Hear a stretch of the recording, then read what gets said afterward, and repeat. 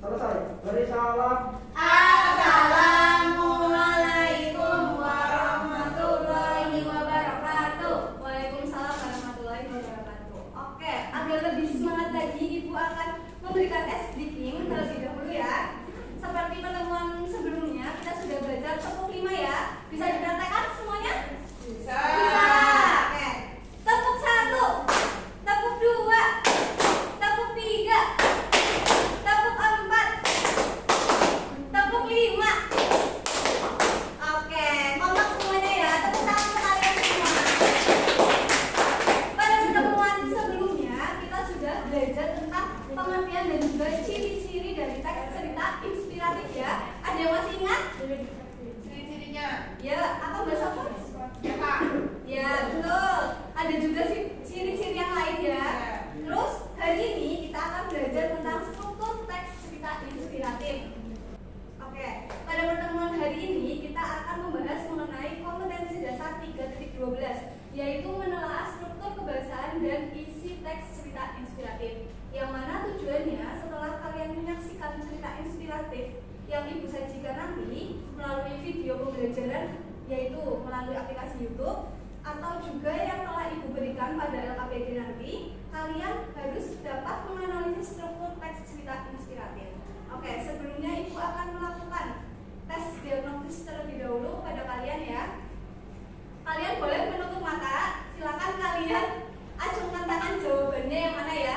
Dimulai dari sekarang. Tutup mata, sudah? Jawabannya yang mana? A, B, atau C? A, jawabannya A. Jawabannya B. Jawabannya C. Jawabannya D. Oke. Yang jawabannya adalah A ya, nggak D, betul. Yang kedua, silakan.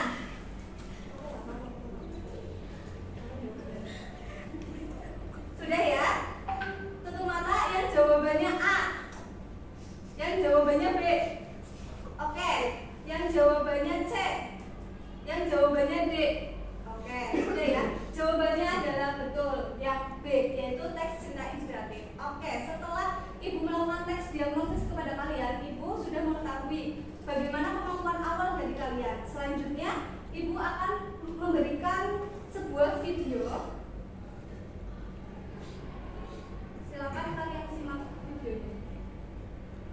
Halo sahabat Bagia Studio, kali ini kami akan membahas satu cerita inspiratif mengenai sebuah ember bocor yang dimiliki seorang petani. Tentunya ada pelajaran yang bisa kita ambil dari cerita ini. Di suatu desa, ada seorang petani yang selalu mengambil air untuk keperluan sehari-hari dari mata air jernih yang terletak di pinggir hutan. Petani itu memikul dua ember besar.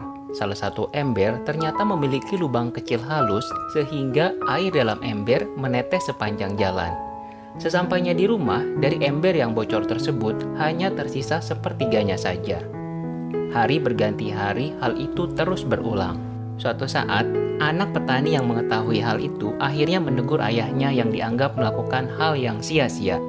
"Ayah, apakah ayah tidak tahu jika salah satu ember ayah itu bocor? Jika tidak ditambal, maka ayah membuang waktu dan tenaga dengan sia-sia." Si petani tersenyum lalu mengajak anaknya menyisir jalur yang biasa dia lewati saat mengambil air. Si petani pun berkata, "Sebenarnya ayah tahu bahwa salah satu ember yang biasa ayah gunakan bocor. Oleh karenanya, ayah menaruh bibit cabai, tomat, sayuran, dan bunga di sepanjang jalan ini. Sekarang kamu lihat, di sepanjang jalan ini sudah tumbuh berbagai macam bunga, ada cabai, tomat, dan sayuran lainnya. Ember yang bocor ini ternyata memberi manfaat untuk kita." Sahabat Bagia Studio, ember bocor yang memiliki kekurangan seringkali diremehkan dan dianggap tidak berguna. Namun ternyata di balik kekurangannya, dia justru bisa memberikan manfaat dengan membantu menyuburkan tanaman di sepanjang jalan. Begitu juga dengan kita, semua orang dilahirkan dengan kemampuan, kepintaran, dan kondisi keuangan yang berbeda-beda. Namun siapapun kita akan selalu bisa memberi manfaat bagi orang lain atau lingkungan sekitar. Dan sebaik-baiknya manusia adalah dia yang bisa memberi manfaat bagi orang lain dan lingkungan sekitarnya. Sahabat semua, walaupun kita memiliki kekurangan, bukan berarti kita tidak berguna. Tuhan akan selalu memberi jalan asalkan kita mau berusaha. Dan yang pasti, apapun kekurangan kita, kita selalu bisa memilih untuk bahagia. Berdasarkan video yang sudah ditonton tadi, yaitu kita bisa menganalisis struktur cerita inspiratif tersebut ya. Tadi kan ada ceritanya itu petani yang membawa sebuah ember, di mana embernya itu bocor. Kemudian di situ tidak diganti embernya, tapi dibiarkan tetap bocor. Kemudian anaknya tidak terima karena kenapa kok ayah membawa ember yang bocor, padahal itu akan merugikan ayahnya karena sudah jauh-jauh bawa air ya, ternyata bocor. Ternyata ayahnya menjelaskan bahwa ember bocor itu ternyata bermanfaat untuk lingkungan di sekitarnya dengan dapat memberikan bantuan kepada tumbuhan-tumbuhan atau tanaman-tanaman yang dilewati sehingga bisa tumbuh dengan baik. Oke, dari video tadi kita dapat melihat orientasinya, rangkaian peristiwa, komunikasi, resolusi, dan juga kode. Kemudian Ibu akan membahas sedikit materi mengenai struktur teks cerita inspiratif. Orientasi itu merupakan bagian awal yang berisi pengenalan tokoh atau penggambaran situasi. Tadi pada video tadi dijelaskan ada seorang petani. Berarti itu merupakan Orientasi. Oke. Yang kedua rangkaian peristiwa. Bagian yang menceritakan dia betul bocor. Kemudian selanjutnya ada komplikasi, di mana itu terjadi permasalahan yang lebih kompleks lagi ya. Kemudian yang keempat adalah resolusi, bagian di mana tahap tokoh itu menetapkan jalan untuk menghadapi permasalahannya. Yang terakhir adalah kode, yaitu penutup dari cerita inspiratifnya atau manfaat yang dapat diambil. Oke, sekarang silakan kalian berkelompok.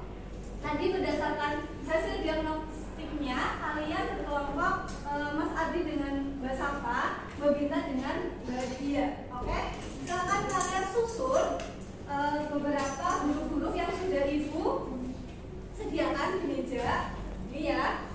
Kalian susun seperti contoh ini. Misal kalian mendapatkan orientasi, kalian kemudian cari di LKPD yang sudah Ibu sediakan. Seperti itu ya. Silakan perwakilan boleh mengambil huruf-huruf di depan.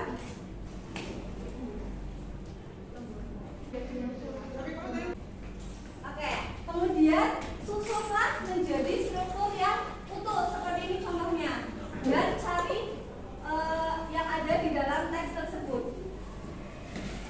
Sudah Bu? Sudah. Oke, siapa yang mau maju terlebih dahulu? Siapa? Oke.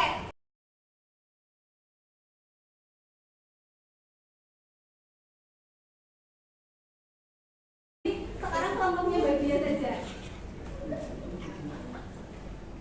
Ya Bu. Ya. Bagian orientasi. Beberapa tahun lalu ada seorang anak kecil memasuki kedai es krim di Amerika. Setelah ia menduduki salah satu kursi, ada seorang pelayan menanyakan pesanannya. Oke. Kemudian ada struktur apa lagi yang ditemukan? Kemudian ada kode. Kita tidak boleh menghakimi apalagi menghina seseorang dari penampilan atau hartanya. Mungkin saja orang yang suka menghina itu menjadi pelaku di masa depan, sehingga Anda menyesal atau merasa tak enak pada orang tersebut. Oke, beri tepuk tangan untuk Mbak Dia. Terima kasih untuk kelompoknya Mbak Dia dan juga Mbak Binta telah mempresentasikan hasil dari diskusi kelompoknya. Oke, setelah itu kita dapat menjawab pertanyaan ini karena sudah mempelajari ya. Silakan bisa diskusi dengan kelompoknya dan menjawab pertanyaan ini ya.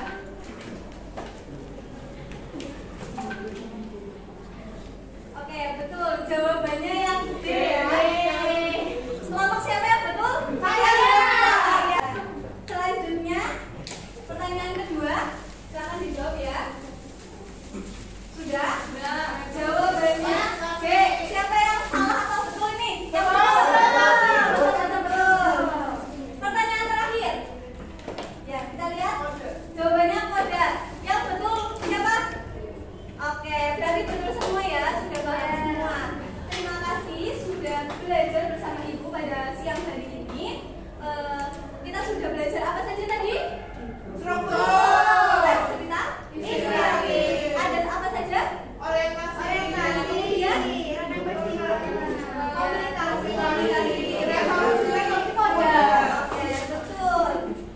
Jadi kita sudah belajar struktur dari teks cerita inspiratif. Pada pertemuan yang akan datang, kita akan membahas mengenai ciri kebahasaan dari teks cerita inspiratif. Oke.